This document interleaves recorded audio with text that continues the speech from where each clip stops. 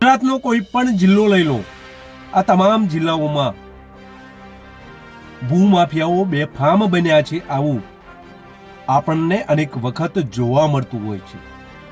ગુજરાતના ભૂમાફિયાઓ ક્યારેક ખાણ ખનીજની ટીમ ઉપર હુમલા કરતા હોય છે, તો ક્યારેક લોકેશનો ટ્રેક કરતા હોય છે, અને ક્યારેક તો જીપીએસ આ સરકારી ગાડી, આ ભૂસ્તર કચેરીની જે ગાડી છે તેમાં લગાવી અને લોકેશન ટ્રેક કરતા હોય છે. ને આ એક મેસેજ ગ્રુપમાં કઈ જગ્યાએ આ ગાડી જઈ રહી છે તેના મેસેજ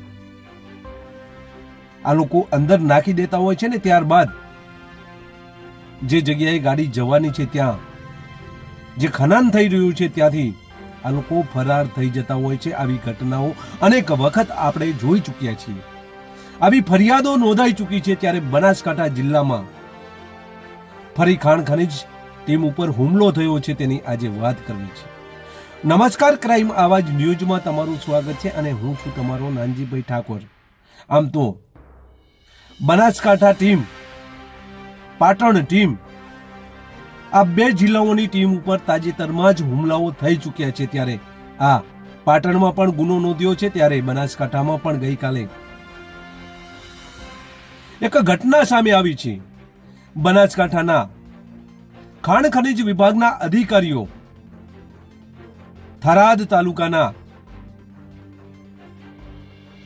ગ્રામ્ય વિસ્તારમાં ખનન થતું હોય તેવી તેમને માહિતી મળે છે, અને આ માહિતી મળતાની સાથે જ ખાણ ખનીજની ટીમ સ્થળ ઉપર તપાસ કરવા માટે જાય છે.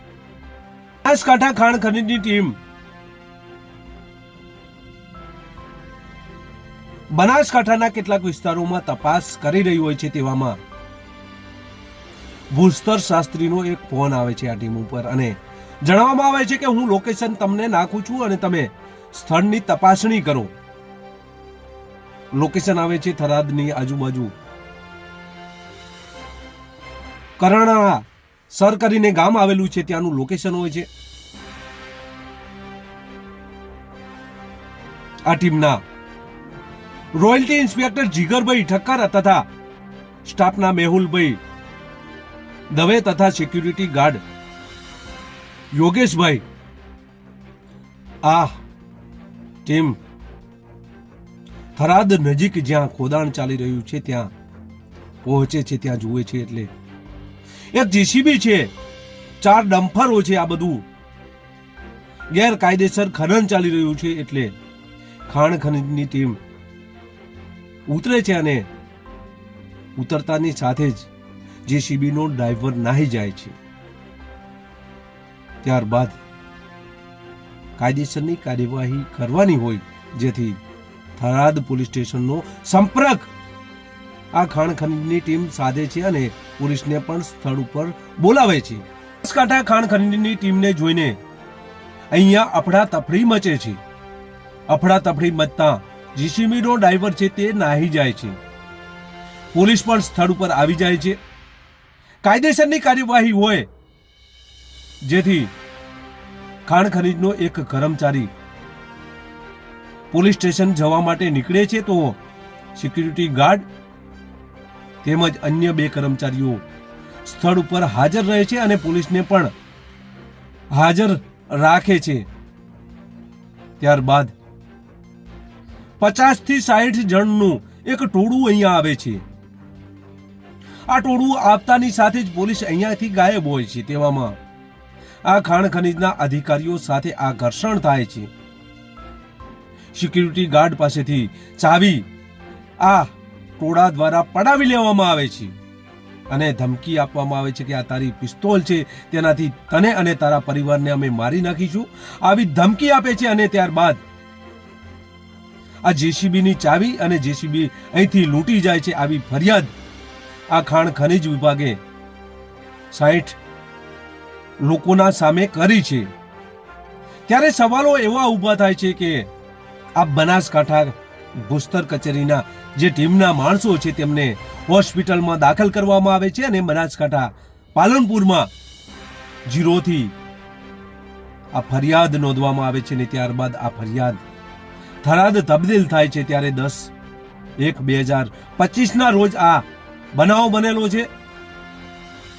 ત્યારે સવાલો એવા ઊભા થાય છે કે ભૂસ્તર કચેરીની આ ટીમ હતી તે સમયે પોલીસ પણ હાજર હતી, તો પોલીસે આ મામલાને રોક્યો કેમ નહીં તેવા સવાલો પેદા થયા છે. અને 4 ડમ્પરો જ્યારે ઝડપાય છે ત્યારે પોલીસને પણ સ્થળ ઉપર રહેવા માટે આ ખાણ ખનીજ ટીમ કહે છે, પોલીસ પણ હાજર હોય છે, પરંતુ આ 60 લોકોનું ટોળું આવ્યું ત્યારે પોલીસ કર્મચારીઓ હાજર ન હતા અને સિક્યુરિટી ગાર્ડને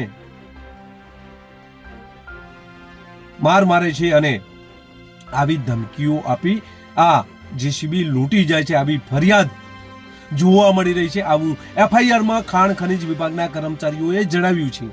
ત્યારે પોલીસ સામે સવાલો ઊભા થયા છે. ત્યારે આ બાબતે પોલીસ જિલ્લા વડા જે જવાબદાર પોલીસ કર્મચારીઓ છે તેમની સામે કાર્યવાહી કરે તેવી લોકમાંગ ઉઠી છે અને કાયદાકીય જોગવાઈ પણ છે, એટલે આવા પોલીસ કર્મચારીઓ સામે કાર્યવાહી થવી જોઈએ. સવાલો એ પણ છે કે આ ખનન ભૂમાફિયાઓ છે તેમની સાથે પોલીસની સાંઠગાંઠ પણ હોઈ શકે, એટલે કદાચ અહીંથી આડા અવડા આ લોકો થયા હશે. ત્યારે આ ભૂસ્તર શાસ્ત્રીના જે જવાબદાર કર્મચારી છે જેણે ફરિયાદ નોંધાવી છે તે ફરિયાદમાં તમામ ઉલ્લેખ કરવામાં આવ્યો છે. ત્યારે સવાલો ઊભા થયા છે. બસ એ જ. જો તમે અમારી ચેનલમાં નવા છો અને આવા જ લેટેસ્ટ ન્યૂઝ જોવા માંગો છો તો અમારી ચેનલને અત્યારે સબસ્ક્રાઇબ કરો.